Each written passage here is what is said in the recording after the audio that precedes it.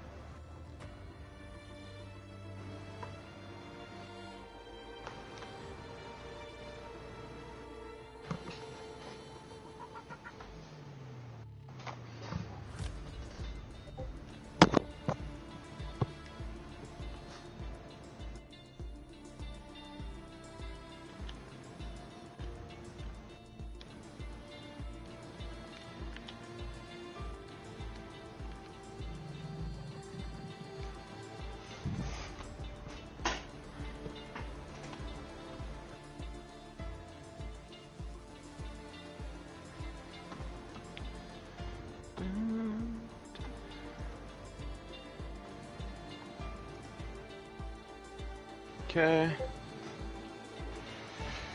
It's ready, that's ready.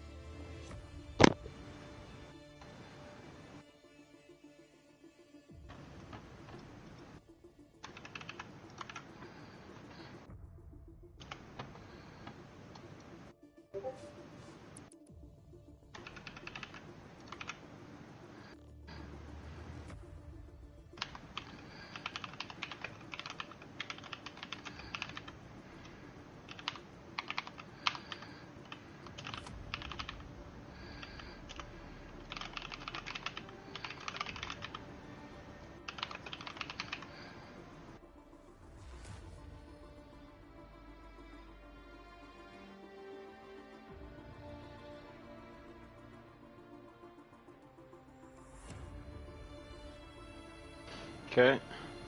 So, pre-race screen is live. Alright.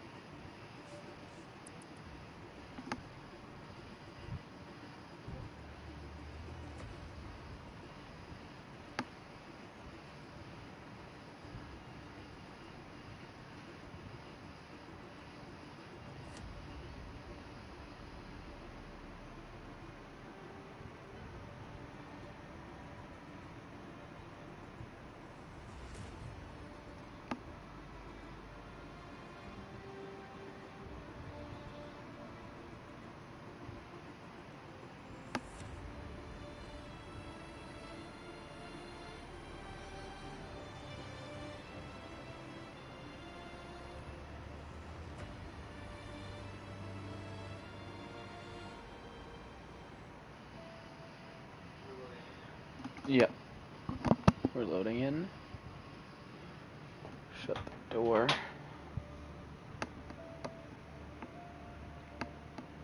And let me know when we can go.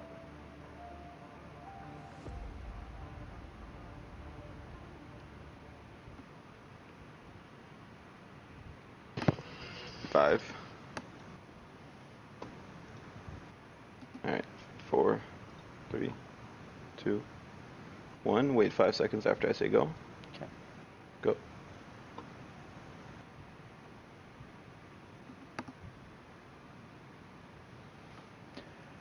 All right, we are live, ladies and gentlemen. Hello and welcome. It is time for the main event here in Belgium. It is time for Spa-Francorchamps, and it is time for the Division 1 championship here for ISRL Esports, as we're just getting set for our short qualifying session. Hello and welcome, everybody. Thank you so much for joining in for what is bound to be a very exciting and very chaotic session here at Circuit Spa-Francorchamps for the Belgian Grand Prix. It's round 3 of the Division 1 championship, and I'm excited to kick things off here. And for those who do not know, my name is Fallen Monkeys here in the commentator's booth, here to take you through the action, and joined, of course, by Knight as my co-commentator, partner in crime, however you want to put it. Knight, are you here with us? How are you feeling here this afternoon? I'm feeling good. I hope this race gives us more excitement than the real race this morning. But then again, that's not too hard to beat. And we've got the drivers heading out on track now. We've got some action about to take place. And I just hope that whatever these guys give us, it's some good racing, because I think we're in due with that today. We had some pretty exciting rounds earlier with Division 3 and Division 2. Division 4, unfortunately, getting pushed back to about 2 weeks from now on September 12th. This is the third race of the day. It's the last race of the day, and I hope that it's the most exciting race, because it's the one I get to watch from start to finish. Yep, I hope so as well, and I gotta be honest, it does make two of us here for happy to see a little bit more racing than what the real life Grand Prix, and seemingly, at least in these early stages, a little bit less wet than what we've seen for the most part so far. We'll see how all of that plays out, as it does appear to be cloudy, and here around this circuit here in Belgium, it seems like we either get sunny skies or we get rain. We don't really seem to get much of this just overcast, cloudy type weather, but we'll see how things play out here in the short qualifying session, and of course a full 20 driver grid, which is always something you love to see here, especially in a grid as close as the Division 1 championship, where it really is, well, not only anybody's pole position to take, but anybody's race win to take. And I mean, Knight, I'm sure you might remember this very well. I believe it was last season's Belgian Grand Prix that essentially ended in chaos, craziness, with essentially an IndyCar run to the line. But we'll see if we can match that excitement here today, as Eklund's just starting a flying lap. Oh, how can I forget last season, that late safety car, and led everybody to just storm the finish, very close to each other. What was it, like 2 or 3 seconds covering like the top 12 or something? It definitely looked like an Indy rolling start more than it did an F1 finish. And will we get that level of excitement? I don't know. It was pretty chaotic. I hope that what we get today is good side-by-side action, some nice overtakes, some strong moves, some strong defending. But if that fails to manifest itself, I'm sure that chaos isn't far off the table, especially on this game there, with the amount of trouble that the curbs have been giving these drivers throughout the season, throughout the game's life. It's only been out for a little bit over a month at this point, maybe a month and a half, and still some drivers not completely used to the way the game feels, the way the game handles. And if we're not going to see some side-by-side action, there's a strong possibility we're going to see a lot of crashes. Oh, definitely. And of course, It's funny you mentioned the curbs because, of course, here in this installment of the F1 game here in F1 2021, as you mentioned, Knight, the curbs have been very tricky to handle, even in the best of cases. But I do feel here around this circuit, especially, given you're taking, there's so many corners that you're just taking at relatively high speeds. Of course, there is Eau Rouge and Radion that if you take those curbs just the wrong way, they can unsettle the car just enough to create chaos. And of course, down the hill, the sweeping left-hander of Pouon, I think that corner is called. That you've got an inside curb known for creating chaos. But speaking of Eau Rouge, that is a Red Bull, and that appears to be an Oja Rotation, who's continuing his struggles here in qualifying.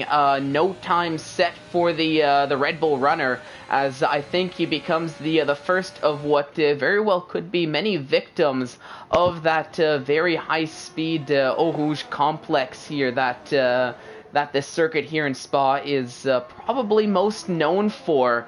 That high speed down the hill, up the hill, the car gets unsettled just a little bit too much, and if that's the case, then you just become a passenger in that car, hoping for the best, just hoping to maybe break a front wing and not knock that tire off. But did not work out that case for Rotation here in the early stages. But yeah, I think a lot of drivers may be trying to take it like they used to last season, and you could take Eau Rouge flat out last season. It wasn't an issue. It didn't bring you much trouble. You weren't scared that the rear end was going to slip out. You weren't scared that the curves were going to kill you. You could just take it and be okay. But with the curves the way they are in this year's game, it's sometimes depending on how the entry is, how much wear your tires have, you might have to lift just a tiny bit, not fully off the throttle, of course, because then you'd lose speed going down the Kemmel Straight, but maybe like a 5% lift just to make sure that the tires don't break traction.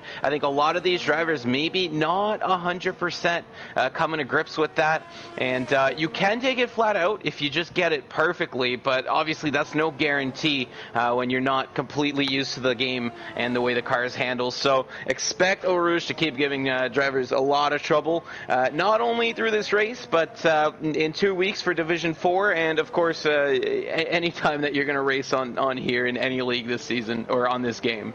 Oh, definitely. But I will make a transition. A driver that, we were just watching complete a lap, looks to have at least tamed the beast of Eau Rouge, or the beast of this circuit, I should say, at least initially. Ariel Wouter going fast this year, 140.903 for his first time on the board for the Ferrari team. Jamie up in P2 with a fantastic lap of his own, a 141.3 on the soft tires on a provisional front row of the grid, and always like to see Jamian up there near the top. We tend to have a big ability to commentators curse him here a little bit if you do believe in that mojo. But Jamian looking to have come prepared, at least in qualifying here, up in P2, and at least for now looking at a pretty decent qualifying result here with still a decent amount of time left. I believe, I can't quite see the time left with the yellow flags in Sector 1. Drivers just getting themselves organized here in the course, letting some flying lap drivers go through. Nathan JB, a 141.3. So that seems to be the faster end of the times, but of course Wouter stands alone still. First driver to break into the sub 141s with that 140.9. We'll see if anybody can attack that lap time, maybe set something better between now and the end of the session. I thought maybe Jer could, after seeing their close battles last race, and given the history we know and the how similar and pace these two drivers are, but invalidations along his lap, as well as the lap from Izad Kush, I believe, are not working to their benefits here in this stage of qualifying. No, and Jer's another one of those drivers who's got a lot of confidence. He, some of it might be a little bit of a shtick, but he's definitely confident in himself. He thinks he can win. He knows that he can, at the very least, get a good result. But again, in today's chat on our Discord, saying some big words like, "I'm gonna win this race. Watch me." And is he gonna win this race? Who knows? He hasn't set a time in qualifying yet for Alpine. And he's invalidated his last attempt, so certainly not going the way he wants it right now. The good thing for him is there's quite a bit of time left in qualifying at this moment. About half the grid hasn't set a lap, so there's still some chance of him working his way up the pack. But is he going to win? That's a tough ask. There's a lot of good drivers in this lobby, and we all saw what happened last week with the penalties, with Will going 8th to 1st at the line because he kept squeaky clean, and Jer with a fair amount of penalties of his own, dropping from, I think he crossed the line first, didn't he? And he ended up finishing 9th. Can he win? Yes. Can he stay first once the final results are out? That's a different question. Yeah, definitely. And of course, when you're making bold statements like that to your peers here on the grid, not only do you have drivers that are out to try to make sure you don't. Well, essentially, yeah, that is the case. You're gonna have drivers maybe out there trying to make sure that Jared doesn't get the win, just to kind of stick it to him a little bit here. Not to say they're gonna do anything. Outside of the rules, but maybe defend a little bit harder, maybe attack a little bit harder, go for that move just a tiny little bit later, just to see what they can do, and maybe rile up the Alpine driver that's already trying to get everybody else riled up. Maybe play that game against them. Absolutely. Yeah. And the thing is that if you go and you talk all that smack and you make it clear that you think you're going to win, it could be the difference between somebody on worn tires going, all right, I won't fight him too much because we're both going to lose time, and going, well, you know what, you're staying behind me for every single corner that I can keep you behind me. So we might see drivers willing to sacrifice a little bit of speed just to keep Jared behind because they know that he's been acting all high and mighty. So is it going to change? I don't know. There is one of the drivers that's in our chat right now on YouTube, and it's Passassin. He's saying his predictions: 5 DNFs, 2 safety cars, 2 VSCs, and Jared won't win. Which one of them is going to come true? I don't know. There's some that are a bit more likely than the rest. We'll have to see. Yeah, a little bit of in-depth prediction there from Passassin. Although he does have the time, he is serving a qualifying ban here this time around, which is why we saw him retire out of qualifying very early on, starting from the back. No easy feat, of course, for any driver, Passassin no less. But of course, when you are a driver of Passassin's pace, there is always talk about how far up the grid will he move if he can move up. I think one of the keys though for Passassin is just keeping his nose clean, keeping that car out of incidents from both himself and other drivers, especially when you're trying to work your way up the field. And remember that it is, well, in this case, it's a 22 lap race, but it's a 22 long lap race here around Spa. So you've got time, no need to try to force something in the first few laps just to work your way up the grid. And that's, of course, for any driver starting near the back here that maybe aren't used to it. You've got a lot of time. You can essentially force drivers into mistakes here, and I'm sure there are going to be mistakes aplenty here once the drivers are starting to feel under pressure in this Grand Prix, as Jared coming through a lap, going a little bit wide on Pouon there. Honestly, I thought that was going to be the end, the invalidation, but the stewards, the marshals here in Spa think otherwise. He does get to continue, but I think there might have been a time loss, but actually went purple in the second sector, did Jer. So I think I'm going to stick with the Alpine driver and see what this lap time is going to bring for him. Looks like, is that his teammate that's ahead, or is that a Mercedes? I think it is a Mercedes that's a little bit ahead. Yes, that was the Mercedes of Joran that was getting out of the way. Thought he was going to have a little bit of help there, but around the final corner, heading towards the line, Jer goes. Only 6th fastest for the Alpine driver here, so still a little bit more time to find, but putting himself right into the mix of it here.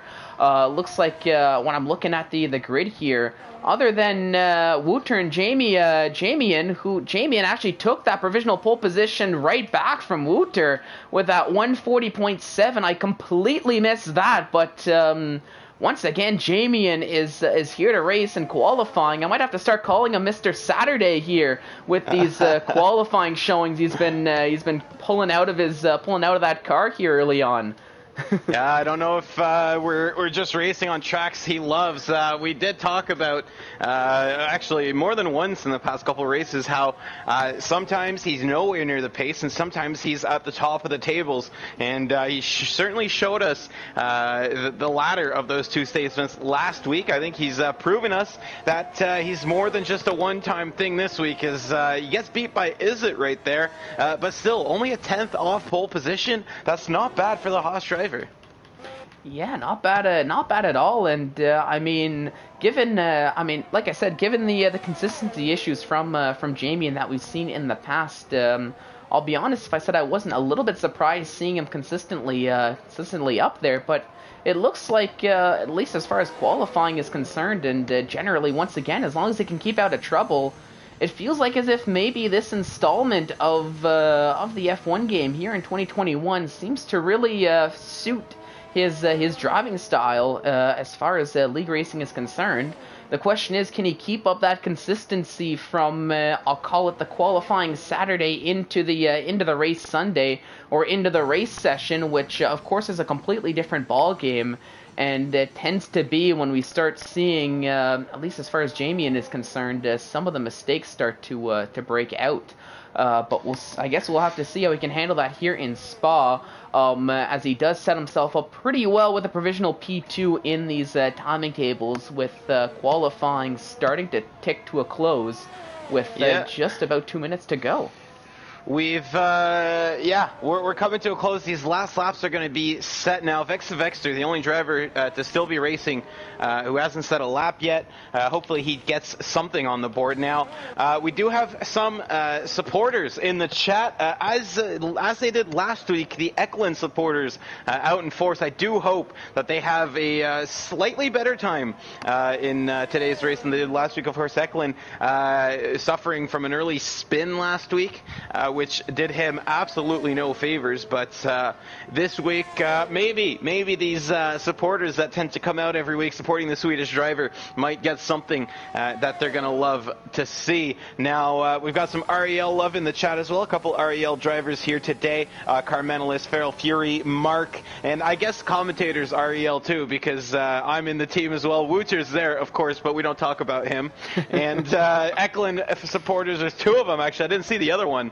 Gustav, Jorn, and Maneju Viking. Can't say that right. And then Sprunky, Leon, trying to give Feral a little bit of love as well. So hopefully these guys get treated to the end of qualifying that they absolutely are going to love. Yep, here's to hoping, and welcome to all of you guys and everybody else who might be tuning into the chat, tuning into the race. If you are just tuning in, you picked a great time to do so. We're approaching the end of qualifying now, and it still appears as if it's anybody's pole to take. Izad Kush, though, I think he's comfortable with his time, or feeling like he doesn't have enough time to get around again, so he's retired from that provisional pole position. So a 140.641, that is the time to beat in this stage of qualifying. Vex the Vexer coming around the bus stop chicane, the final corner now. So we'll see what his first lap time is going to look like here with 13 seconds to go. A 143.6, but he does have enough time to go around one last time, but not going to take it, and retiring out on track here after that lap here in qualifying. So I think we've just hit the end of qualifying now. So essentially, final laps are going to be it here. I'm trying to see. I think Jamian. Well, it was going to be Jamian, but will not improve because that's an invalidation on his lap time here as he's coming up through Sector 3. So he's going to remain in provisional P2.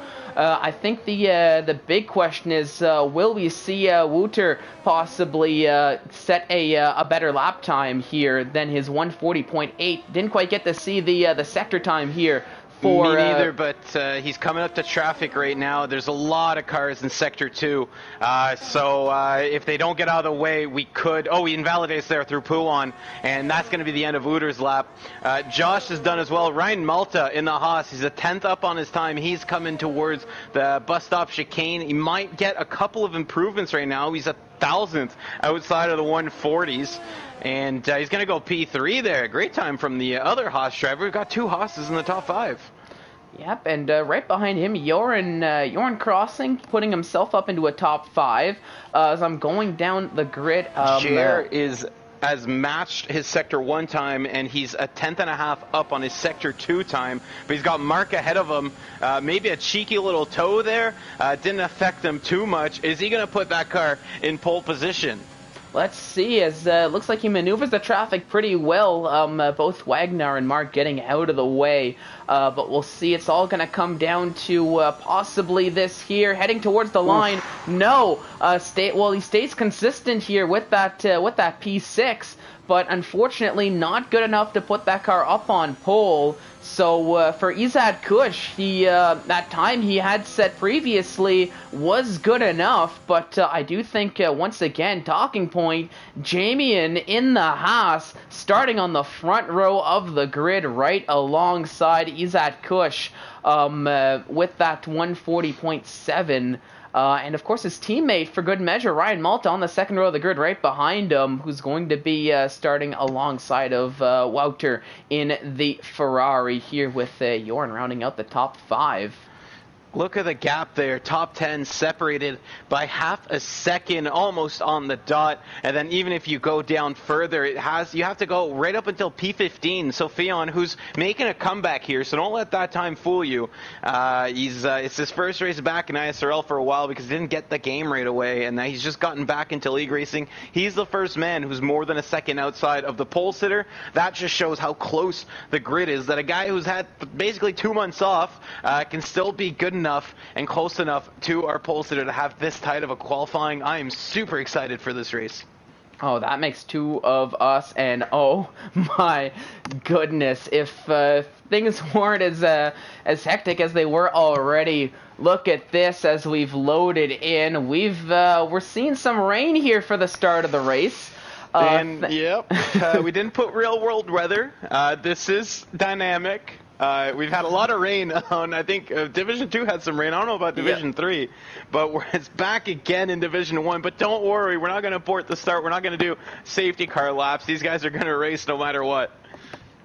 Yep, we will be racing no matter what. Worst case, if it does start to pour, we'll get 2 laps around safety car and get that sorted out. But for now, it's the formation lap. We should be on pace to start the race. And based on the rain falling and from what I can see here, intermediate tires seem to be the tire of choice. I do have to agree with no standing water on the track, but this is going to be a good one. This is going to be an absolute hectic start going into turn 1, coming up Eau Rouge. You're seeing the drivers do right now, especially once they're at their full speed, their full pace that we are used to seeing with these Formula 1 cars, and it's going to add that added layer of difficulty. Who can not only master the car, but who can master the track here in these already difficult conditions?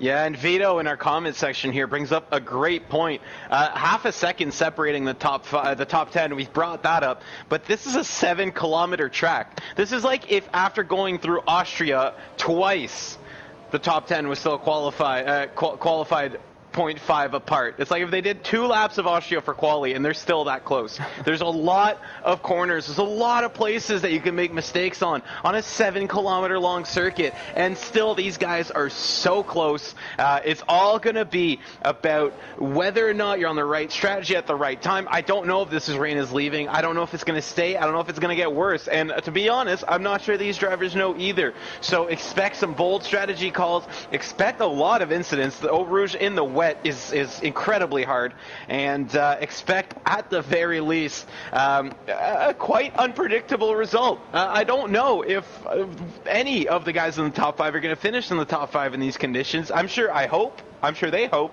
but there's still so much left to find out. Yep, and I think the best word to describe what we're about to see is just unpredictable. I mean, I don't even want to put any predictions, because this is just going to be a crazy scenes here, especially I think in the first lap or two. Right as Wouter going for a little bit of a half spin there on his formation lap, getting a little bit of extra heat in those tires, I'd like to think. Or let's just put it that way, to make it feel a little bit better about it. I had missed that. I just saw it back on the stream playback, and yeah, indeed, that was a half spin and a half there. Joins the ranks of Mark and Rotation to get disqualified from the formation lap. Don't worry, he gets to start the race. He might have a slight temperature disadvantage, though. You didn't sit on the grid as long as some of the other guys, but if Wouter gets a bad start, you will know why. Yeah, and I think at least my last little bit before we really kick it off, I think like I was mentioning here with the tire temperatures, I think this the first lap or two are going to be maybe a little bit more chaotic than what we're used to seeing until the intermediates get up to that optimal tire temperature, and once the drivers find that groove, find that rhythm, I think things are going to go a little bit better, but expect the unexpected here for the first few laps of this Grand Prix. But here we go, up to 3 lights, 4 lights, 5 red lights for the Belgian Grand Prix. And the lights are off, and we are racing here in Belgium as the drivers head towards turn 1. It looks like Isaac Kush getting a good start, but a lot of drivers battling for position along behind him here. But everybody getting through. Oh, there's actually a bit of contact here. Lots of drivers going very deep, getting back on the racing line, and that looked to be the 2 Haas drivers getting involved, as we're now 3 wide nearly, just about going up Eau Rouge. That was the Williams getting forced a little bit deep there, as I think that was a Wagner who had to get out of the way there to not get into an incident. But looks like for the most part that was a good start, and it was actually Jamian that got the worst of that, all the way down in P11 now, having to have a very early recovery drive here in that Haas after going deep into La Source for turn 1. But Joran now going down the inside of AJ Wuhan, side by side, heading down the hill, and it is going to be Joran who gets ahead, but takes a little bit of the outside line, a little bit of the billboards with them there, due to lack of a better term, but survives through that, as now they're heading down towards Pouin. But it appears for the most part everybody making it through the first half of the lap safely here, albeit it's still anybody's positions to fend for here, as everyone's so close. And I just noticed Jer is up into a podium position. He got a fantastic start off the line, and now finds himself ahead of Wouter, who I think is really struggling here, or was struggling with the lack of temperature in those tires off the start of the race, like you were mentioning, Knight, through the course of that late formation lap incident. Yeah, I'm not exactly sure how JR got up there. I was trying to monitor the back of the pack to see what would happen right behind those two, though, Nathan. Going deep in the bus stop, that could cost some time. Yeah, go ahead. Sorry, I was just about to say, right as I caught that, Sylphian, I thought went for a full spin, saved that car from the worst, going through the bus stop chicane, but now just finds himself right in the midst of a battle with Krishna a little bit further down the field, going through La Sauce. It's close, but I think it's gonna get a little sketchy here for this group of cars as they're heading up towards Eau Rouge. Blue flags flying. I don't know how legitimate that is here, as there's some ghosts, there's some running cars, a little bit everywhere here, but everybody does make it through through safely.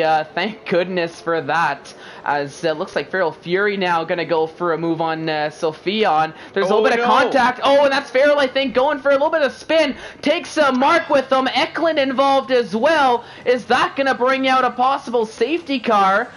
No, it looks like it's just going to be some yellow flags and just back off to business as usual here. Nathan has taken major damage there, and I don't know how, because he wasn't anywhere near this battle. He must have had another moment, and unfortunately for all of these drivers, doesn't seem like there's a VSC or a safety car.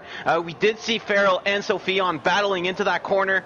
From my point of view, I don't want to point any fingers yet. I think Feral might have been at fault for that. Seemed like he squeezed Sophion just a little too tightly. They touched, and it caused a bit of a chain reaction where they both almost spun. And unfortunately for Mark, unfortunately for Eklund, wrong place, wrong time, as they were right behind that battle and could do nothing but try their best to avoid it. And Eklund, I think, has gotten away with it. It was just a spin.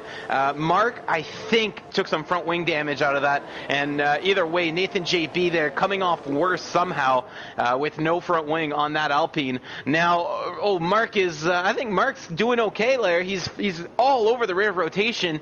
It doesn't look like there's any wing damage on that Williams.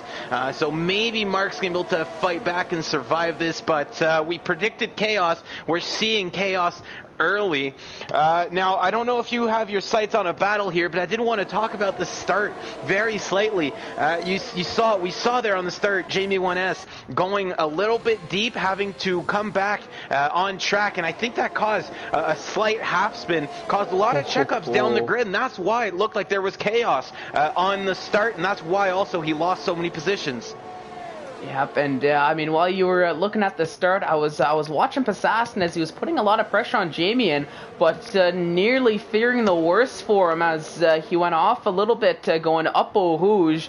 That actually allowed XL Tin Can to catch right back up, but that has since then sorted itself out as we're heading towards a bit. But hang on a minute, that's Jamie not having a great time here heading down the hill towards Pouin, now having to wait for everybody to go by before getting back on track. And for Jamie, from bad to worse there for Jamie, isn't it? Yeah, and a little bit what we're, or I know I mentioned it briefly there, talking about Jamie, where as long as he can keep his nose out of trouble, he's gonna be okay. But unfortunately for Jamie, that seems to be a little easier said than done.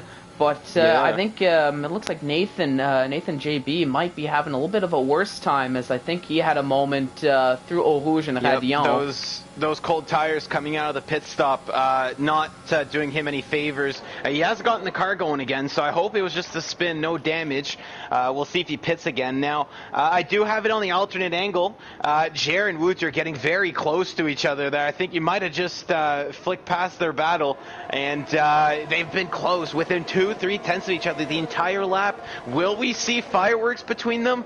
I don't know, but Wootser's got AJ Wuhan as backup just 3 seconds up the road. So if they start battling too much, if they lose some time, the Ferrari could be at an advantage here because he's got a teammate nearby in the race. Now, if you want, I can go ahead and put that battle up on the main screen here. Go for it. I did just switch by. Let's put that right now here with Wooter and Jers. They're so close. Look at this now, as we're even Ryan Malta is getting involved as well, as these two drivers are catching right up. So this two-car battle turning into a three-car battle sooner rather than later. As I was in the meanwhile keeping an eye on Passassin as he's still trying to work his way back up the grid from starting last. He's up in 10th and putting pressure on Carmentalis now, it seems, from what the timing tables are showing. But back here with Wooter and Jer, I think as it normally does here in the flow of this circuit, once we head into Sector 2, the gaps grow just a tiny little bit. The pressure is still on, but I think drivers everywhere just sacrificing a couple tenths of a second just for the sake of not getting caught up in the dirty air of the drivers ahead, and just nailing their corner entrances, their corner exits through turn 2.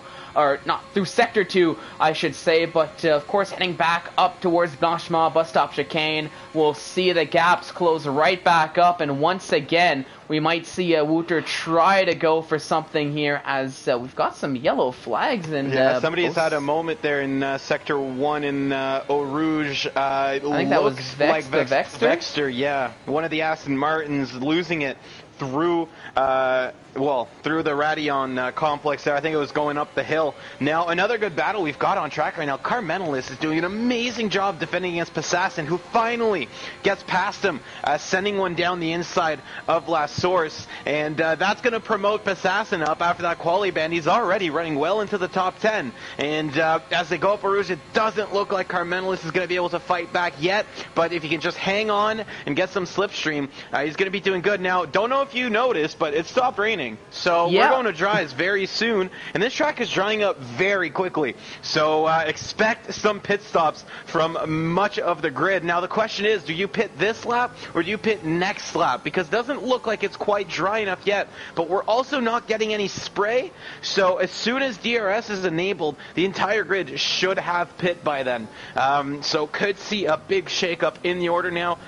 It's especially bad for certain cars running near the front. The Ferraris are going to have to double stack or pit on different laps. Same with the Mercedes. Passassin's only running 2 places, less than a second behind his teammate of FRL Giron. XL Tin Can and Sophion are running near each other. The Alfa Romeo's running near each other as well, so this could be chaos yet. And it looks like actually through Sector 2, it's much more wet than through Sector 1. We're getting sprayed through Sector 2. So definitely some parts of this track are nowhere near dry enough for slick tires just yet. No, and this is, I mean, you might have experienced this with your race in Division 2, but I was about to say, this is very reminiscent to the way the track was looking near the end of the race for Division 2, where essentially I'll call it the north section of the circuit, close to the start-finish straight, is Passassin going for, trying to go for an overtake, but completely overshoots his braking zone, now coming back on track, but losing out on time to Josh 2 in the process. But of course, near the start-finish straight, near the I guess I'll call it the more northern section of the track, looking at the track map, other than the high-speed sections of it, it looks like there's not really all that much spray going on these cars. But when we get to a bit more of the southern section into Sector 2, that's where the track seems to be a little bit more wet, very fitting as you head down the hill into Sector 2. So I think it's just the rain possibly trailing down. But Mark is now out of this race through Eau Rouge. No. Let's take a look at Eklund, where that car is. There it is, right there. It looks like, well, here I completely missed that there. It looked like there was somebody else involved there, as Vex the Vexer maybe going very slow in the process. But once again, a yellow flag and no safety cars coming out here, which I think I was about to say this might be a gift for a lot of the drivers, getting that safety car, getting that ability to gauge whether or not they want to pit and see what it's going to look like a lap or two's time. But not the case here. Division 1 leaving it out, all out on track here, and leaving it up to the drivers to make these strategy calls without any outside help here from the marshals. Yeah, at this point, if you pit early, you're going to be very fast through Sector 1. You're going to have a very tough time through Sector 2, and then you're probably going to break even through Sector 3. It seems a little bit more wet, but not as wet as Sector 2. Big circuit around here, so it's very easy to have varying weather at various parts of the circuit, and we saw it in action there through the lap. Now, Carmenelis is doing a good job staying close to Passassin, who may have noticed has disappeared from in front of the Alpha Tower because he's dived into the pit lane. So, is he going on the slicks? That. Yes, he is. I just switching the tire graph very quickly. Passassin is going to be the first driver to bite on these slick tires. He feels it's time. It's a gamble. It's a gamble worth taking. it's a gamble. We'll have to keep an eye out on the gap from Passassin and the car ahead, car behind. See if he's going to be either making up time or closing up time. Eklund, meanwhile, a similar strategy in DRS has now been enabled. So I think these two drivers might have timed this perfectly. Absolutely. Meanwhile, and everybody... I'm on board with Passassin here. I'm going to keep him on board there on the alternate angle. We're going to see just how much grip he's got. And, well, for one, it's way more than Jamie won. For two, I think he might have just timed it perfectly. That's ideally what you want to do. You want to pit right before DRS is enabled. That's when the track hits that crossover point. And once it's well into the crossover point, that's when DRS gets enabled or disabled if you're going from dries to wet. So, Passassin here, masterclass strategy. I don't know yet. We're going to know by the end of this race, though, as the first driver to pit could also be one of the first drivers to make huge gains on these varying conditions. Oh, yeah, and I think it comes to a little bit of skill, a little bit of knowledge of the game as well. Of course, when the DRS does become enabled, tends to be a good sign. But of course, skilled drivers, for example, like Passassin, seem to have already that idea of what. I think he just saw something there. He got on the curve and he so nearly lost that car coming out of what's the corner after Stavilo there, turn 16, and he did a good job saving it. But you can still see a little bit of drizzle, a little bit of water on the track. Now, a lot of these guys diving in the pits now. Where's Passassin going to come out? Let's see. So he's got fastest sectors all this lap. Not a fastest lap because of that sector 1 pit stop there, but he's coming through the source now. A little bit of a drip. Oh, and Isaac Kush is out of this race on the medium tires, and there goes Jer as I switch over to him, and that's a broken front wing for Jer. So 2 drivers on the medium tires having crazy moments through Rouge, and that is going to bring out a virtual safety car, which is, I think, well deserved. All it took was 2 cars going off at the exact same spot of the track. How have 2 of our leaders lost it there on the medium tires? Now, they did go on the mediums. Wooter, Krishna, Sophion staying out on the inters. Maybe the softs were a good call for Passassin. He was struggling a little bit, but I am absolutely baffled that both Izzet and Jer, 2 guys who looked so confident, so good early on in this race, have come out of the pits on slicks and immediately lost the car. And unfortunately for Izzet, that's a DNF. Jer just gets a broken wing. He's so lucky to escape with that. Now, the VSC is not going to do him any favors. There's a ton of cars stuck behind him. He's going to get overtaken as soon as the VSC ends, and he's still got a pit to change that front wing. So, that's definitely, unless we got a full safety car coming here, I think that's Jer's win out of the window. And it's anybody's race at this point. Wooter, this VSC, is it going to help him? I got no idea. He still needs to pit off the inters and onto slicks. Yep, and I mean, as the race goes back to green, there goes Walter into the pits now. I would not be surprised to see the likes of Krishna and Sophion, who also are still running these intermediate tires, to dive into the pits as they are. But it might be, could very well be too little, too late in that one sense. Jer is aggressively defending that position. He's got Tin Can Carmentalist and Jerome just stuck behind him. They can't do anything about it. They can't get past him. And that's not how you're allowed to enter the pit lane. That's, I don't know if that's a penalty, but definitely not going through the right markers there. I don't know if you're still doing some defense coming out of the bus stop, but he's cost Tin Can and Carmentalist quite a few seconds each there going through Blanchimont. Oh my goodness, and while you were mentioning that, I jumped on board with Passassin as he was trying to get past Ryan Malta through into La Source. Did not quite work out through turn 1, but really putting pressure going alongside of Ryan Malta up through Eau Rouge into Radion, and gets the overtake done. I think with the extra grip on that soft tire was all Passassin needed to really make the move, but still finds himself behind Wooter, who stayed out for what was it, 2 laps longer on those intermediate tires, albeit the gap is much closer now than what it was, so I do still think Passassin had the advantage. Now, do you know how Wagner got ahead of Wooter? like, at all? Because I was not expecting that Williams to be P1 right now. Somehow we got out in front of the Ferrari. Passassin's right behind them, but the problem for Passassin is he's on the soft tires, which means he's going to have to pit for sure. Now, the mediums, can they stretch out all the way to the end?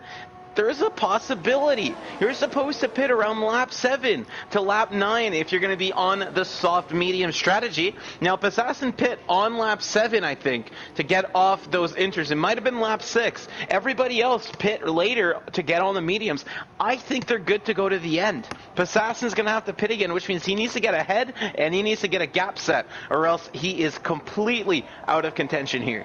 Yeah, and I think just very quickly, I think for Wagner, I think it just happened that I think it was part of that group that pit one lap after Passassin. So I think it was still in that transition period where, yes, DRS is activated, but being in that DRS train as Wouter now finally gets ahead of Wagner, and so does Passassin for that matter as well. I think Wagner was able to just benefit from the DRS on the intermediate tires in those sections where the Inters still had the grip, and essentially got ahead with that pit stop. And of course, with Wouter losing time, staying out, I think maybe a lap or two too late on the intermediates, that's how Wagner got ahead.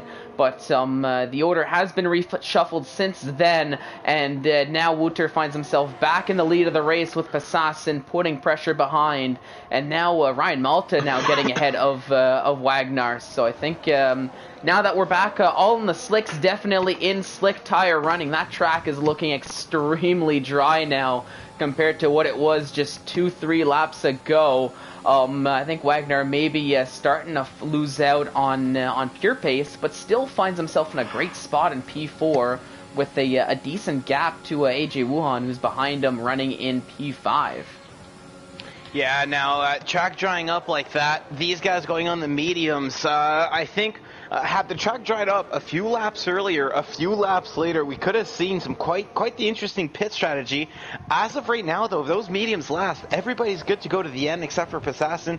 He's currently fighting for P2. He's pushing hard on Wouter there, trying to get the lead of this race. Is it going to work? He still has to get a huge gap if he wants to fit a whole extra pit stop in this Grand Prix.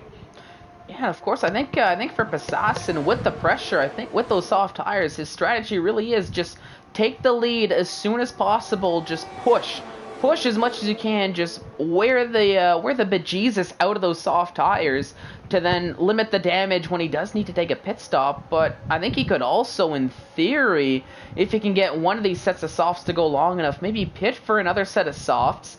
Starting on the intermediate tires, of course, you're not obligated to use the two dry compound of tires. So maybe he's looking to use that second set of softs and do a little bit more of the same, charge back up the field. And worst to worst, well, you can't do worse than where he started. So I mean, I think it's essentially a win-win for Passassin given this situation. Yeah, no, he's quite literally guaranteed to finish ahead of his starting position at this point, unless he gets a DSQ somehow. For DNF so far, his prediction of 5 wasn't too far off. He's kind of far off there on the 2 safety cars that he predicted, and he's completely wrong on JR winning this race. But then again, let's just hope that he's not the 5th DNF that fulfills his bold prediction that he made before the Grand Prix. We still have half of this Grand Prix to go, lap 11 out of 22, and if he doesn't get a move on now, he's not going to be able to pit in time. Now, guys who have had some tough races that are making a nice little comeback, Eklund is catching up to Jamien, and they themselves are only a few seconds off this leading pack there that finishes off with the McLarens and the AlphaTauri of Tin Can, Sophion, and Carmenelis. If he can catch up there to that pack, I think he's in for at least a few more positions with the pace he's shown so far. Maybe could get in the top 5, but Eklund is not out of contention here, so that's good news for all of the Swedish fans in our chat, assuming that they're still here watching, because yeah, their guy has not had the easiest of weekends. Nope, definitely not. Now I'm watching Carmentalist as he's now getting ahead of XL Tin Can. The DRS is starting to show its might here as drivers getting the line up towards the Camel Straight and letting DRS do the rest for them here. And Carmentalist, he finds himself up into P8 now with XL Tin Can down in 9th. Albeit the gap's still staying close, but it might be a little bit of interchangeable positions here lap after lap if Tin can just keep up with Carmentalist here in the process. But that could very much so allow the rest of that field to catch up, including Eklund, like you were mentioning, trying to run a bit of a recovery drive from currently in 12th and trying to close that gap back up. But back at the leaders here, Passassin really not getting that, building that gap as much as he might have been hoping for in this stage. It's only at around a second, but Wouter keeps bringing it down to below a second. And I think until Passassin is able to break that DRS range, they're never really going to be getting ahead of Wouter in that case. As long as Wouter can keep it within DRS. He's got a second now, though. He's got a full second. I don't know if that was before the DRS point, but I think he was just able to, and he has. It looks like it. Yeah, no DRS from Wouter. Yeah, so that might be a little bit of a gift Passassin needs. This no, might Josh. not be as Josh is out. Let's where is Josh? He's Looks in to Eau Rouge. be Eau Rouge. That's another victim there, and on the exit again. How many cars have we seen get off there this weekend? Oh my goodness, way too many to count at this point. But very quickly that gets cleaned up, and no safety car. Yeah, no safety car. Win or lose now. This is great news for Wouter because Josh was his closest rival in the championship, and his other close rivals have also not had and there's Jer. the best races. There goes Jer as well. Out no way. in, and that's going to bring out a safety car, as I think that was Jer crashing out in, take a guess. Let me guess. Is it a corner that rhymes with dough and rude? Yes. Oh, you have guessed correctly. I don't know how I got that one right. Now, this is great news for Wouter because here, look, this is our championship. This is our Div 1 championship right now. Before this race, Wouter 58 points in P1. Josh 54 points. P2, he's out of this race. Tin Can, 46 points in P3. Tin Can's in 8th place right now. Scylla, 43 points in P4. He's not even here. Eklund, 33 points in P5. And at this point, we're already like 25 points behind Wouter, right? Now, he's all the way down in P11. Is it? P6 with 29 points. He's out of this Grand Prix as well. That's his second straight no-scoring race after a super good opening round there where he scored 29 points. It's not been the best of days for championship contenders, and I don't want to speak too soon because Wouter's still very much in this race. Could we see a big shakeup from guys like Ryan Malta, who's 11th with 14 points right now, Passassin, who has scored 2 points so far in this season after a retirement in Mexico and a not the best of races in Austria. Maybe even Krishna, a reserve driver who scored 11 points last week. He's currently P2. Now, not to say he's slow. He won the Div 2 race. Unfortunately, trust me, I know all about his win in Div 2. I was stuck behind him for the whole freaking second half of it. Now, but this is huge for the championship. Normally, these kind of races like Belgium, Monza, these races that everybody knows, kind of just further some guys' leads and shakes up the midfield. I don't think Belgium has ever shaken up the front of this order as much as it has today. Oh no, and that's I mean, it just goes to say how unpredictable this track can be. I mean, we saw the chaos like we were talking earlier on here in the stream last season, but that was really at the end of the race. Here this season, here for season 5, I think we decided to spread it out a little bit more throughout the race as we're watching the chaos unfold.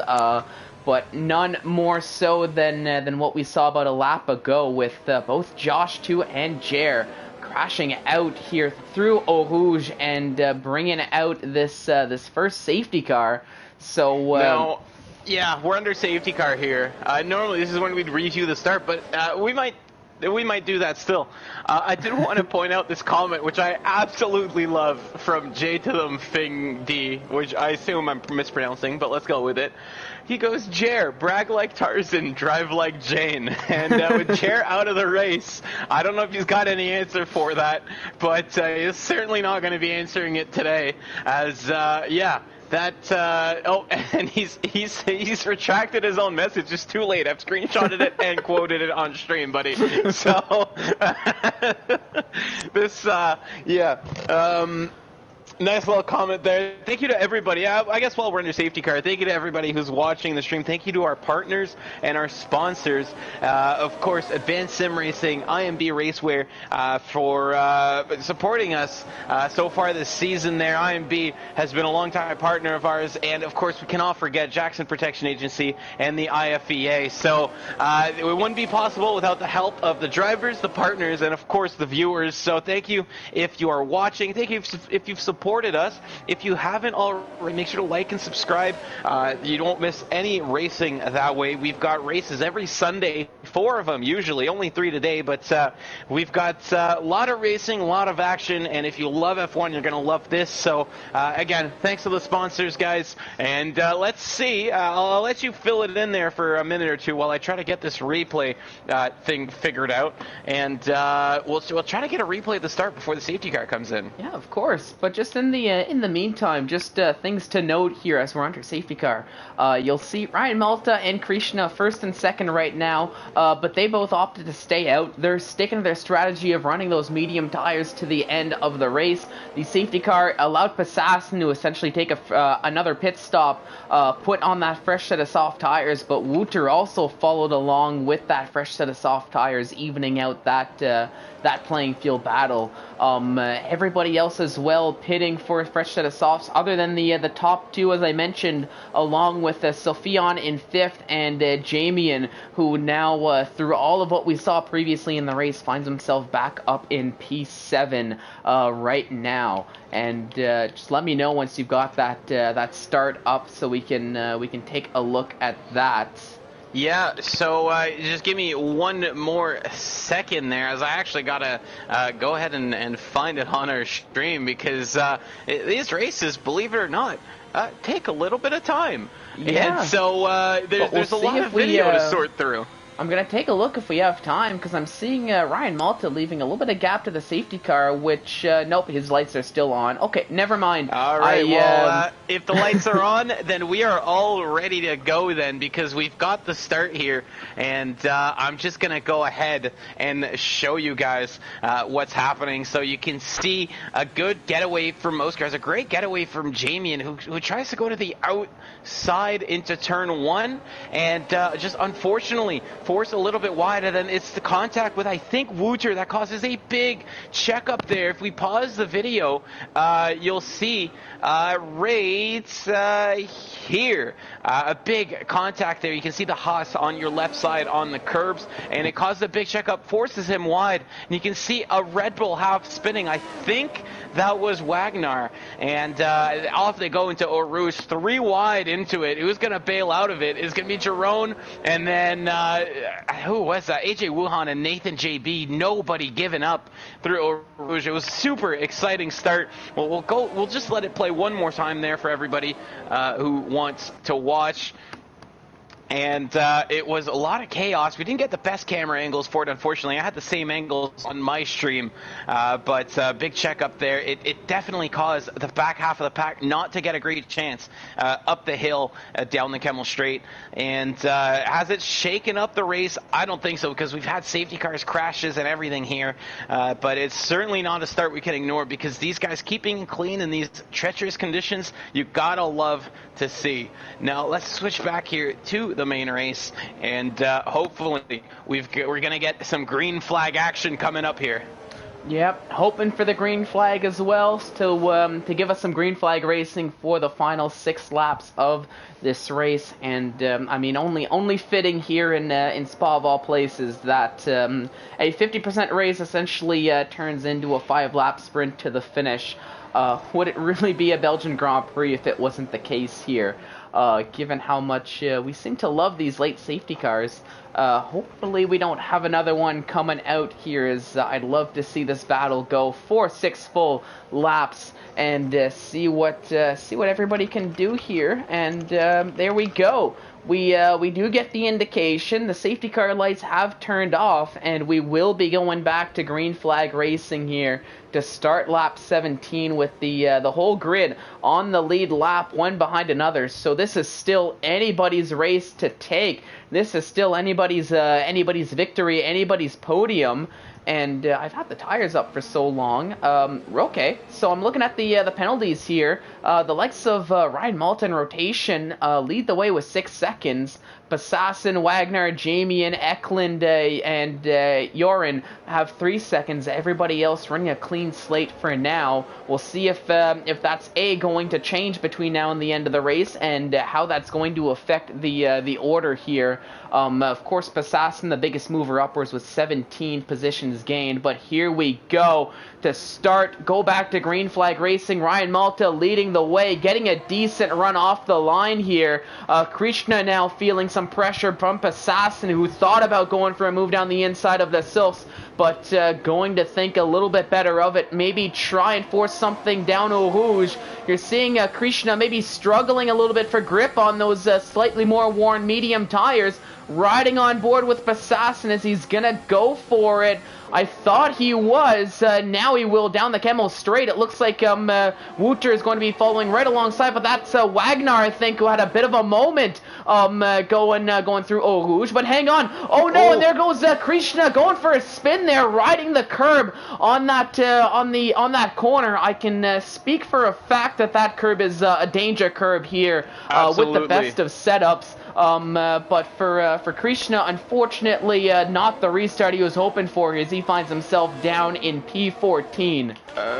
Okay, no penalty for Bassassin there for sure. You definitely gave enough room. I think Krishna losing it on his own on the curb. Unfortunately, he was running so well. I'm sure he's going to be disappointed, but if he ever feels sad, he can look back at his first place trophy from a little bit earlier today. Now, Bassassin with a very weird line on the entry to Pouan. I don't know if this is some esports meta thing, but he was running 2 wheels in the grass for basically the whole run down from No Name to Pouan. And there is a little strip of AstroTurf or something there that you can ride on, but definitely an interesting line as he keeps his chase onto Ryan Malta going. Didn't affect him too much. Looks like the front 3 is spreading out a little bit on the restart. It's behind Sophion that it looks like there's a bit of a bottleneck and a lot of cars stacked up. We should see some excitement here. Oh, yep, definitely. And we saw him, you saw on your screen here with the main feed, AJ Wuhan through Sector 2 and Jamie and having a little side-by-side battle through a good part of that. But AJ getting the better of Jamie in here up into a top 5. Now Carmentalist is was putting some pressure on Jamie, but having to watch out for XL Tin Can. Eklund a few positions behind, equally starting to put some pressure.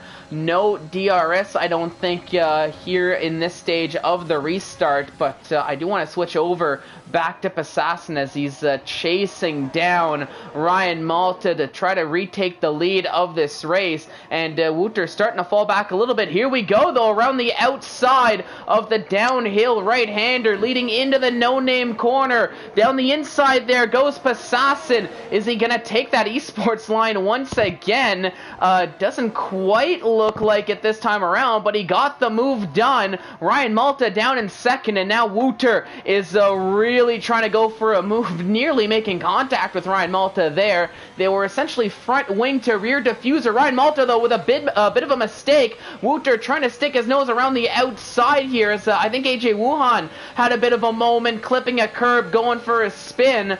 But the top 3 now, it came close from Wouter, but he will still remain in P3 for the time being as they head towards Blanchiment, towards the bus stop chicane.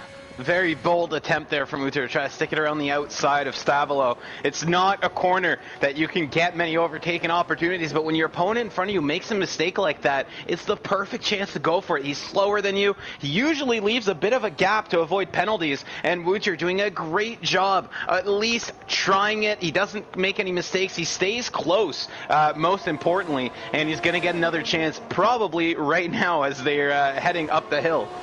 Yep, here we go, up the hill towards the Camel Straight now. Relatively single file there, but now as they both have DRS, so I think we're not going to see much of a gain from Wouter as we thought, but the two are catching up to, are gaining on Fasassin, who is in the lead. Jamian now getting ahead of Sophion to end up in P4. So yeah, what a comeback from Jamian here this late in the race. And Carmentalist is having a fantastic drive as well. Up 8 slots, albeit Sophion is up 10 slots here with his first drive of the season in that McLaren. Feeling right at home, but I think starting to feel the pressure here on these final 3 laps with the Carmentalist right behind, trying to get the overtake on the softer tires, no less. And Passassin taking another 3-second time penalty to add to his successes and his troubles here near the end of the session with the grid as close as they were. I think that was actually was that Jorn or Eklund maybe having nearly losing the car in that process there as well. I didn't see that. Passassin, the good news for Passassin is Malta has 6 seconds of penalties as well, and Jamian has 3. And so if he just gets another 10th or 2 on Jamian, the worst he can finish and that is was P3. Jamian who went for a spin as he's around the bus stop chicane. Now he gets back on track, but the damage has been done for Jamian as he's now finds himself back down in P10. Oh, talk about a roller coaster there for the Haas. From the highs of that great qualifying to the lows of the early incidents, makes a huge comeback. And it's going to be all for naught as he gets another spin late in the race. I don't think he's going to have enough time to catch up to this one. Wouter getting past Ryan Malta there. I think we saw it on the alternate angle before we saw in the real angle. Oh, my goodness! What was that there from, I think that was Eklund. We saw it on the alternate angle, that one. I think we're both trying to flick through the same thing there. As Eklund just sent it so far and hits the side of the McLaren. And, yeah, I have no idea what that move was, but he pays the price for it in the end. No harm, no foul for the McLaren. And just from super far back, not enough room on that corner. No, and that's I think you might have gotten a better angle than I did, because I was just trying to cycle down, trying to catch the overtakes down the Camel Straight, and right as the camera switched, I just saw what was the AlphaTauri of Eklund starting to spin, but didn't get any lead up towards it, unfortunately. But what I am seeing is Jorn in P6 trying to make a charge on Sophion, who's been hanging on to that P5 for dear life, it seems. But Jorn putting some pressure. He's going to end up taking the outside line into the bus stop. He's on the softer tires. Can he outbrake the McLaren? Yes, he can. And he keeps it there. But, Sophion, I think, nearly losing the back end in the process on the exit, trying to fight back. But thankfully, the only extra position he loses out is to his teammate. So hurts for the Drivers' Championship, but not as much pain when you look at the bigger picture of the constructors. And Eklund, yeah, tired of that one, retiring in the pits. Now we're on lap 21 out of 22. The gap between first and second is getting dangerously close to 3 seconds for Wouter. If he takes a penalty here, we could see him lose out on the win. But for now, it's still all cards in his hand, as he just has to stay clean and stay within 6 seconds of Passassin to win this Grand Prix and extend his lead atop the Drivers' Championship. And what a race this has been. Now, his prediction of 5 retirements has not come true. His predictions of a JR win has not come true, but maybe he should have predicted for a podium for the Mercedes, because he's had an amazing drive from the back of the grid after that quality ban to P1 right now, and it could yet be a win if he can just get that gap to Wouter a little bit higher and hope for a little bit of luck.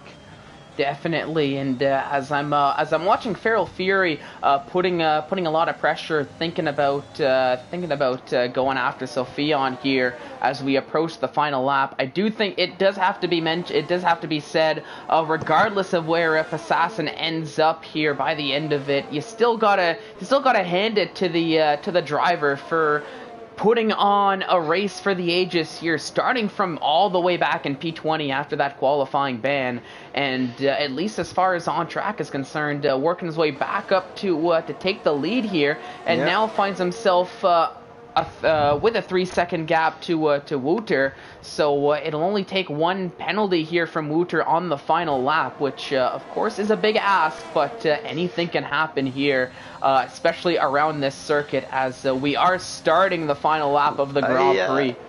I do want to give Jordan a bit of a shout out here. He was in the stream chat earlier, and he called a bold prediction here. He said that Carmentalist, and I got a little bit scared there because I saw him drop down a position, and I thought I just jinxed him before I even said his name.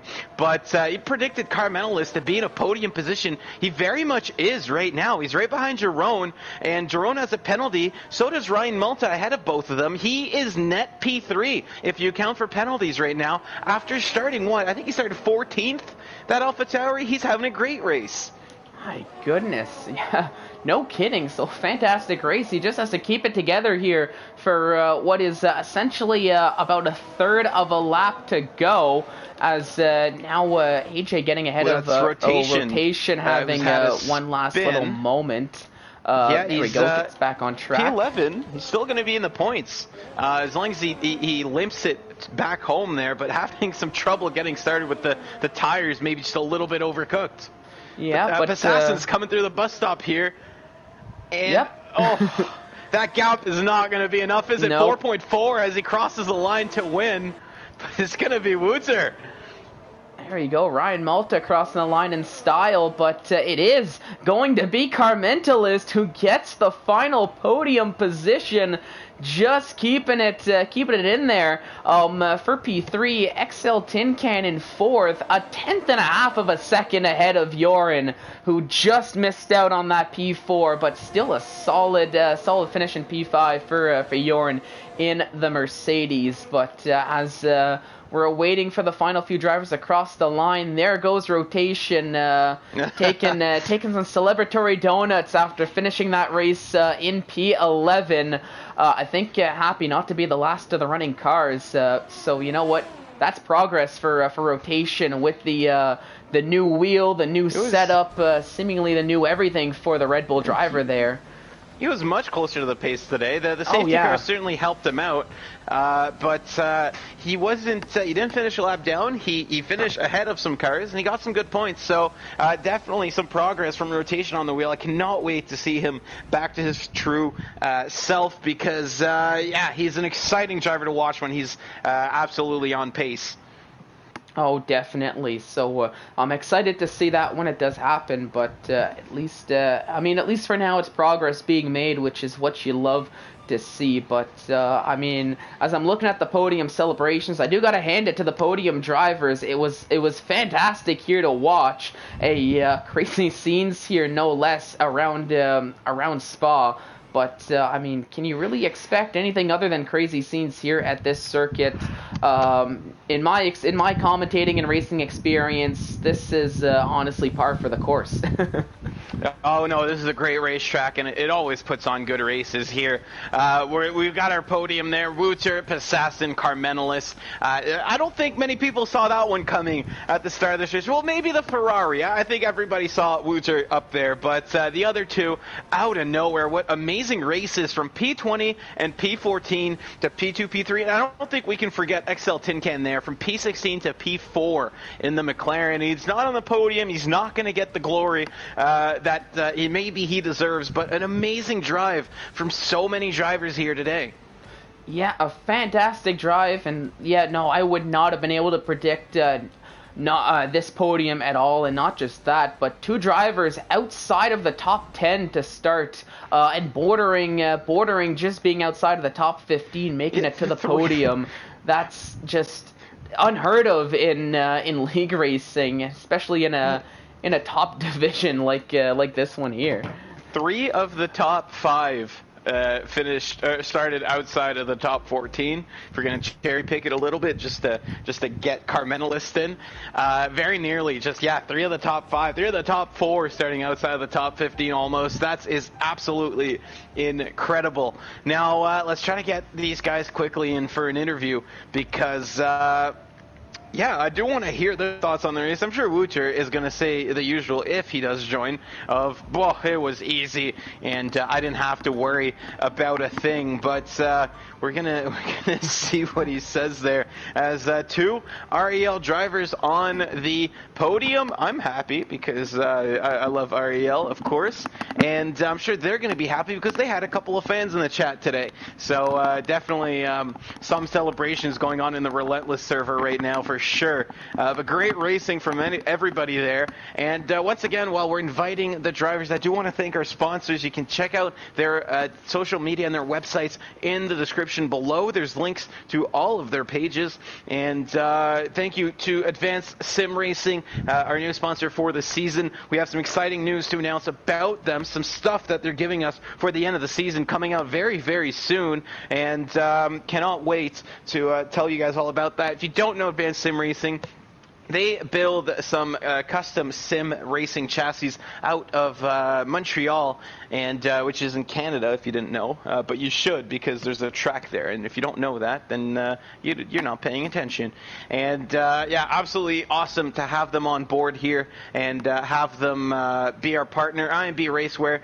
We're about to launch our Season 5 merch, and that's going to be coming out very, very shortly. They've been partnered with us now for bit more than 2 seasons, I think. Now, of course, can't forget Jackson Protection Agency. Thank you to Hartman for dropping by the chat today, and IFEA for helping us make a league racing a slightly, or maybe more than slightly, cleaner environment. Now, I invited Wouter, I've invited Assassin, and we're going to try to get Carmenalist in now. Yep, we'll see. And in the meantime, I know this is what everybody's been looking for, the post-race analysis of the predictions. So for Assassin, 5 DNFs. I mean, came close. I think we ended with 7 by the end of it. So I mean, partial points there. 2 safety cars, and did we have 1 or did we have 2 here under the safety car? We've only had 1. We only had 1 safety car and 1 virtual safety car. So once again, close. But of course, the prediction that mattered most, the bold prediction, Jer will not win, and Assassin did get that one right at the very least. So he did, but poor Jer, he talks all this big game, and he messes up one race, and now he's the focus of every bold prediction. But yeah, I mean, that's what you get. You talk the game, you got to walk the walk, you know. So. Yep. Yeah, you talk the talk, walk the walk, Jer. Maybe you will get some more luck in China. I know that whatever happens when Jer wins a race, we're going to have the bleep ready on standby for when he joins the podium interview party, because I expect some very colorful celebrations. And I did see somebody join in here. I think that was Wouter. It is, and I'll let you take over the interviews here as I try to get Carmenalist and company to join our party. All right, so Wouter, since you're here first, you get to start off with the post-race interview here. From 4th on the grid to I believe it was a victory for you here on track, as I always do. Just talk us through it. What were your thoughts here after that Belgian Grand Prix? It was really tricky out there, with the rain at the start as well. And Belgium being a really difficult track this year, it was just keeping it clear, not spinning, and just keeping the penalties low. Yeah, and I know because you were actually one of the drivers, I think, who stayed out the latest on the intermediate tires before going to a set of slick tires. Was that I mean, what was your thoughts staying out for that extra lap rather than taking the pit stop 1 lap prior when we started seeing most of the grid jump in and that DRS enabled sign to come up? I feel like it wasn't dry enough yet to pit. I saw the people behind me pit, and I think the others crashed out as well, like top 3 or something. But I didn't feel like it was dry enough for the dries yet, the slicks. All right. Knight, anything to add to that at all, or? I mean, were you scared for a second there that Possession might get a 6-second gap to you in the final couple laps? Not in the final couple laps, but I knew I was gonna have better tires at the end before the safety car came out. But then he got to put onto fresh softs, and I knew I had to keep it clean. It was, yeah. I mean, keeping it clean is usually how we see you do it. I don't even remember the last race you took enough penalties to lose a position. But it was great, Jave. You're extending your lead at the top of the championship because Josh and Izzet both DNFing. I think those guys are probably going to be the guys who might actually put in a strong challenge for the championship as it stands. Tin Can, we thought he wasn't going to get a good result, and he managed to bring that one back in the end. So you got to watch out for him just a little bit. And Scylla, the other one near you, not there today. So you're going to have a bit more safety going into China. Is there anybody, and you're not allowed to say Jared because he's in 14th right now, that you're scared actually might take this championship from you? Possession has shown good pace. I think like today as well. Like he's really quick. But if Isa can keep it clean, he can definitely fight me for it.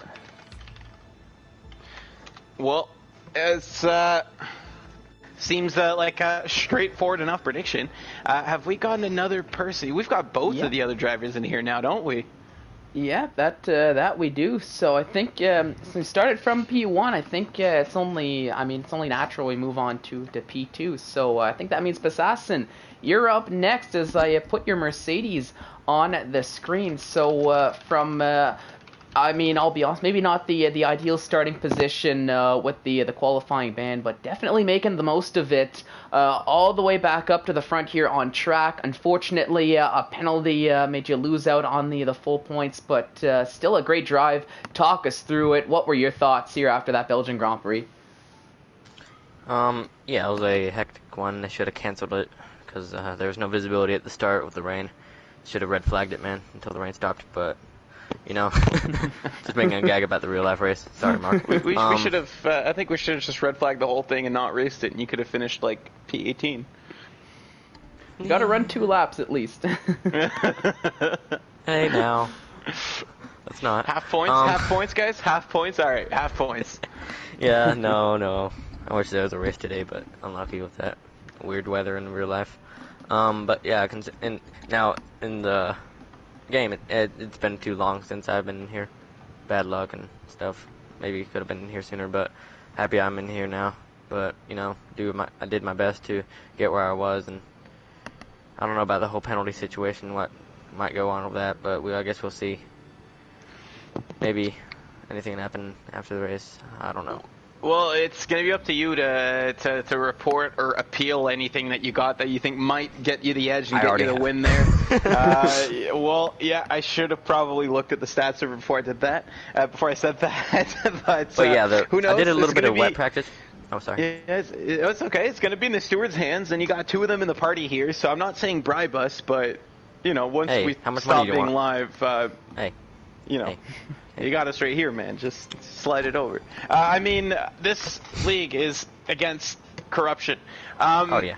A great race for you. It was a great drive there. Great comeback from basically dead last to first and almost held on to it.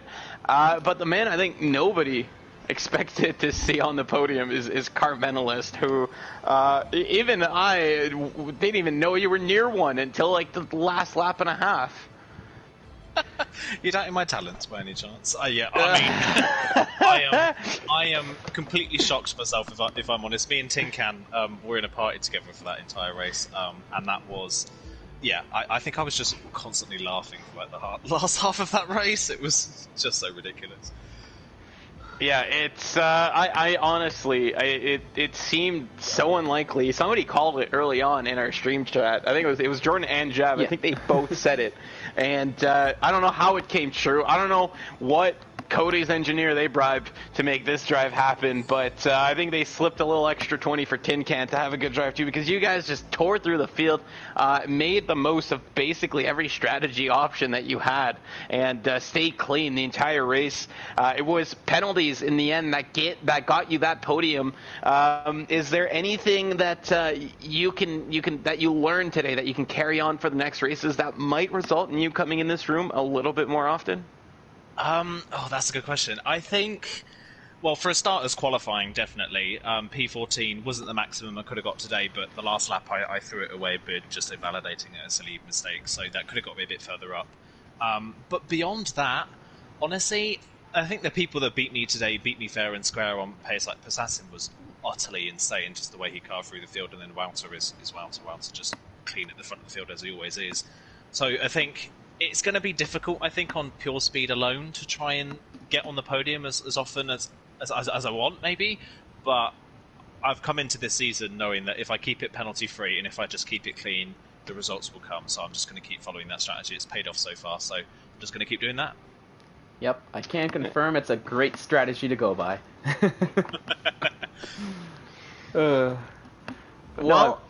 sorry. I was just gonna say, well, I mean, I'm sitting here. I can't even believe this podium interview here because there was quite a few people that went from a bad starting position to a good one. Yeah. We were talking about that at the end of the stream, and we were like, well, Wouter, I think we saw coming because he started at the front, but then the next three guys started 20th, 14th, and 16th.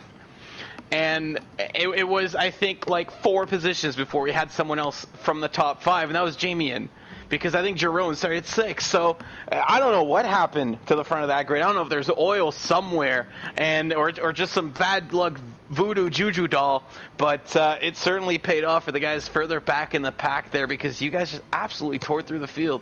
And great points, great result, and I wish you all the best of luck there in China next week. I would just like to thank Codemasters for their terrible track modelling at Eau Rouge. That got me like 5 places this race. Everyone says it's terrible. I haven't had any issues with it, says the guy who stole basically half the grid from it. But great race there. Monkeys, I'll let you cap us off there on the broadcast, unless you got any questions for anybody else in the party there. And no. Before I mute my microphone and I let this race weekend sail off into the night. That's a pun, and I didn't even mean it. But thank you for watching, guys. Thank you for having me in the commentaries booth. It was awesome to be here, and great race to all the drivers.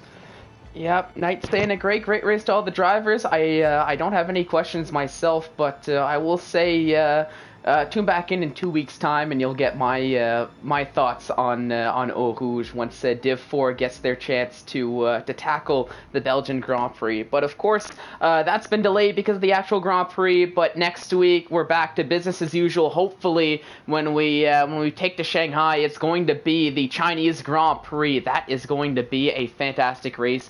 You're not going to want to miss that one. Definitely going to want to tune in. Of course, Division 4 starts at 11 a.m. Eastern Time, and then races all throughout the day up until Division 1 starting at the same time it did here today, but of course 1 week from now, so you're not going to want to miss that.